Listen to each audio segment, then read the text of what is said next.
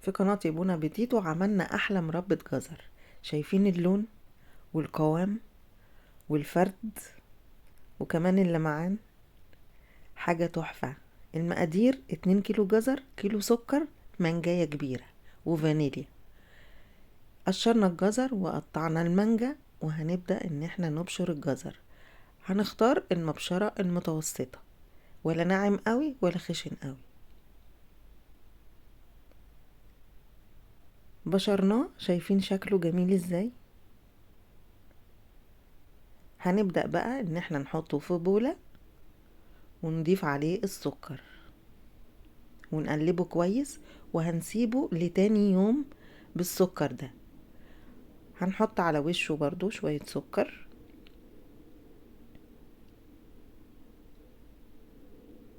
ونبدأ ان احنا نغطيه. هنجيب المانجاية ونعصرها في الخلاط من غير اي مية نهائي. المربى هنعملها من غير مية خالص. غطينا اهو الجزر زي ما احنا شايفين، وحطينا الفانيليا عشان ما ننساهاش، وادي عصير المانجا من غير مية. هنغطيهم كده لتاني يوم على الرخامة، واذا كنا في الصيف لازم نحطهم في التلاجة.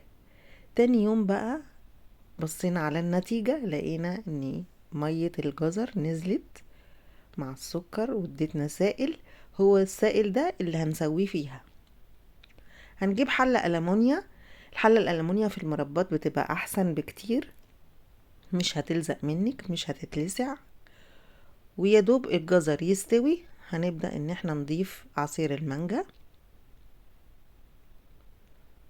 تقليبة كده، وبعدين نضيف ملح الليمون. هنضيف ملح ليمون عشان يديها مزازة شوية، وهنضيف ربع كوباية جلوكوز عشان خاطر يديها اللمعان. ممكن بقى بدل الإضافات دي كلها نستخدم باكو جيلي مانجا أو مشمش أو برتقان، بيغني عن الجلوكوز وملح الليمون. كده خلاص استوت معانا. هنبدأ بقى ان احنا ناخد جزء من المربى على المعلقة ونسيبها لما تبرد، ونعمل خط بالصباع كده. اذا لقيناه متفرق يعني وما اندمجش مع بعضه، يبقى كده استوت. هنضيف بقى 6 حبات من القرنفل مع الفانيليا ونقلبها عشان تديها ريحة، ونطفي عليها على طول عشان القرنفل ما يغيرش لون المربى. ده شكلها النهائي زي ما احنا شايفين. طبعا اللون والريحة والطعم مش هقول لكم عليه، انتوا جربوها وشوفوا وهتعرفوا النتيجة ان هي ناجحة معاكم